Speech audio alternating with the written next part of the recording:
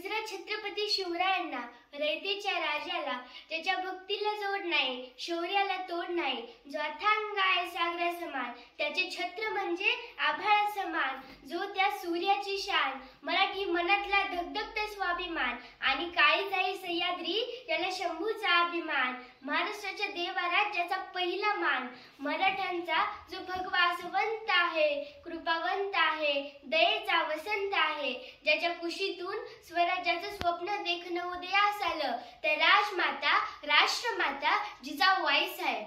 परमुलखामध्ये राहून स्वराज्य निर्मितीचे स्वप्न पाहणारे स्वराज्य संकल्प शहाजीराजे भोसले.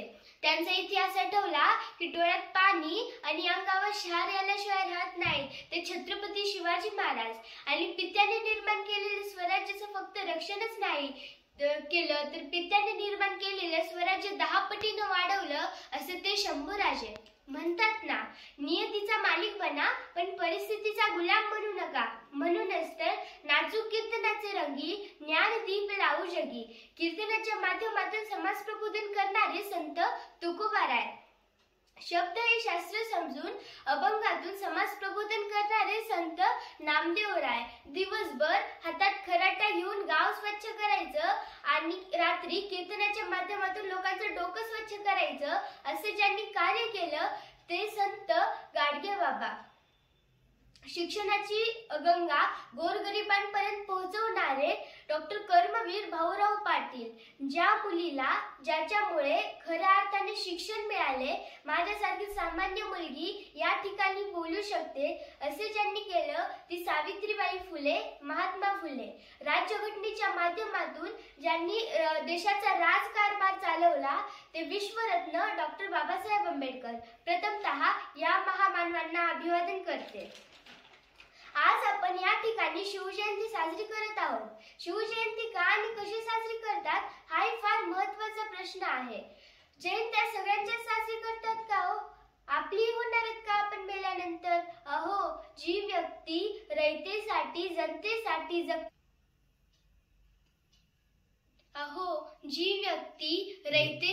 जनतेसाठी जगते ना, त्याच व्यक्तीच्या जयंत्या साजऱ्या केल्या जातात. जिजाऊंच्या एक त्या गुलामीच्या काळात एक शूर सौदामिनी कडाडली. त्याच्या उदरात शिवराया नामक झंझावत जन्मले आणि छत्रपती बनून स्वराज्य तारणावण झाले. शिवराया घडले कारण संस्कार जिजाऊंचे होते. 18 पगार जातीतील मावळ्यांना सोबत घेऊन शिवरायांनी हिंदवी स्वराज्य स्थापन केले. बाजीप्रभू देशपांडे, तानाजी मालुसरे, यसाजी, संताजी, जीवा महाल यासारख्या असंख्य मावळ्यांना सोबत घेऊन शिवरायांनी हिंदवी स्वराज्य स्थापन केले. त्या काळचे मावळे एकनिष्ठ होते. आजकालच्या मावळ्यांची काय परिस्थिती आहे हो? डॉक्टर बाबासाहेब आंबेडकर फार सुंदर शब्दात सांगतात, लाज गरिबीची बाळगू नका, तर लाज आपल्यामधील दुर्गुणांची बाळगा. आपल्यामधील जे दुर्गुण आहेत ना ते काढून टाकले पाहिजे आणि राष्ट्रही जपले पाहिजे. शिवराय निर्व्यसनी होते म्हणून ते प्रत्येक ठिकाणी यशस्वी होत गेले. आजकालच्या मावळ्यांनी काय आदर्श घेतला हो त्यांचा? आजकालची बहुतांश तरुण कार्टी 31च्या रात्री गडकोट किल्ल्याच्या पायथ्याशी डर्टी मनांनी जर का पार्टी करत असतील तर त्यांची घरटी सुरक्षित राहतील का? हा एक फार महत्त्वाचा प्रश्न आहे. ताकद तर सगळ्यांच्याच मनगटात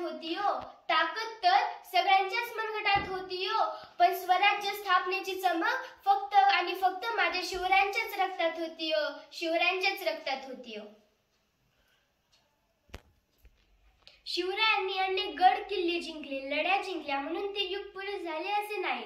शिवरायांनी पहिली तोफ सरंजामशाहीवर टाकली होती. सरंजामशाही म्हणजे नेमकं काय हो? तर सरंजामशाही म्हणजे एका क्रूर काळात अत्याचाराचा डोंगर स्त्रियांवर डागण्याचा साक्षात कहर प्रजा कुणाच्या गणतीत नव्हती. माणसं म्हणजे हाताखालची गाढवं होती. अशा या क्रूर काळात शिवरायांनी हिंदवी स्वराज्य स्थापन केले. आणि आम्ही त्यांचं नाव कुठे दिलं? बिडीच्या पाकिटावर, सिगारेटच्या बंडलावर. त्यांना विरोध करायचा तरी कसा? ते बिडी विकी आहेत ना. परंतु जे बिडी विकी आहेत तेच तर कवी फार सुंदर शब्दात सांगतात. आजही महाराष्ट्राच्या अस्मितेच्या नावाने छत्रपती शिवाजी छत्रपती आणि संभाजी महाराज यांचे नाव बिडीच्या पाकिटावर दिले जाते. विरोध करायचा तरी कसा हो? ती बिडी विके आहेत ना, परंतु विरोध करणारेच बिडी फुके आहेत, ही तर मोठी दुर्दैवाची गोष्ट आहे. माझ्या मित्रांनो, आज 350 वर्ष झाली तरीही या महाराष्ट्राच्या मातीला शिवरायांची गरज पडली, ही तर मोठी शौकातील आहे ना. अहो, असं वाटतं भले पहाटे उठावं, रायगडाच्या पायऱ्या चढाव्या, या अंतःकरणातून, या काळजातून शिवरायांना साथ घालावी, हाक मारावी, म्हणावं, सांगावं, बोलावं, विचारावे की राज, कशी पकडली हो तुम्ही भलाडे ढाल आणि तलवार? राज, कशी पकडली हो तुम्ही भलाडे ढाल आणि तलवार? आज हा तुमचा मावळा साधा चहाचा कप सुद्धा उचलताना हात थरथर कापतोय. राज, राज, तुम्ही राज्य वेडे, स्वराज्य वेडे होतात. आज हा तुमचा मावळा कशी पाण्याची ताण बियर पिऊन भागवतोय. राज, राज, तुम्ही कशी सांभाळली एवढी मोठी प्रजा आणि जिजाऊ मासाहेबांची आण? आज हा तुमचा मावळा म्हणते, मी आणि आम्ही दोन आणि आमचे दोन होतात चौकोन, चौकोनातले जातात दोन, उरलेल्यांना आधार कोण? अशी गंभीर परिस्थिती या महाराष्ट्राची झाली आहे. राज, राज,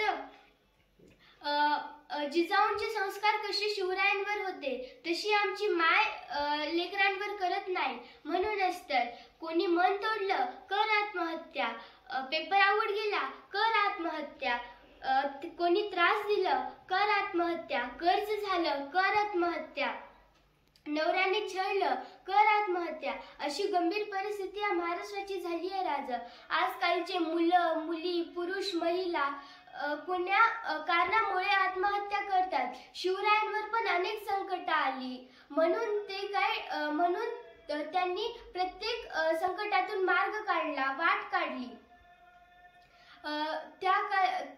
अनेक दरबारात नाच गाण्याची शोभा आली, पण माझ्या शिवरायाच्या दरबारामध्ये कधी नाच गाणी झाली नाही. परस्त्रीला मातेचा भगिनीचा मान दिला गेला. म्हणूनच तर म्हणतात ना, आले किती गेले किती उडून गेला भरारा, आले किती गेले किती उडून गेला भरारा, संपला नाही आणि संपणारही नाही माझ्या शिवरायाचा दरारा, माझ्या शिवरायाचा दरारा. महाराजांचं शर्ट जर अंगावर घालायचं असेल ना, तर कुठल्याही चुकीच्या ठिकाणी जाणार नाही याची काळजी घ्या. महाराजांचं नाव जर हातावर कोरायचं असेल ना, तर हाताने कुठलीही अनैतिक काम होणार नाही याची काळजी घ्या. महाराजांची अंगठी जर बोटात घालायची असेल ना, तर कुणाला दोष देणार नाही याची काळजी घ्या. महाराजांचं नाव जर तोंडात घ्यायचं असेल ना, तर तोंडात कुठलंही व्यसन राहणार नाही याची काळजी घ्या. थोडक्यात जाता जाता एवढंच म्हणते, रयतेच्या पायी ते जन्मभर झिजला, रयतेच्या पायी तो जन्मभर झिजला, रक्षणार्थ गडकोटी बसला, रक्षणार्थ गडकोटी बसला, मानवतेच्या ध्येयापायी तो काळी झिजला, मानवतेच्या ध्येयापायी काळी झिजला, असा एक शिवसूर्य रायगडी निजला, रायगडी निजला, रायगडी निजला. एवढे बोलून मी सम्यका दिनेश कांबळे माझ्या मतांना विराम देते. जय हिंद, जय शिवराय, जय भीम.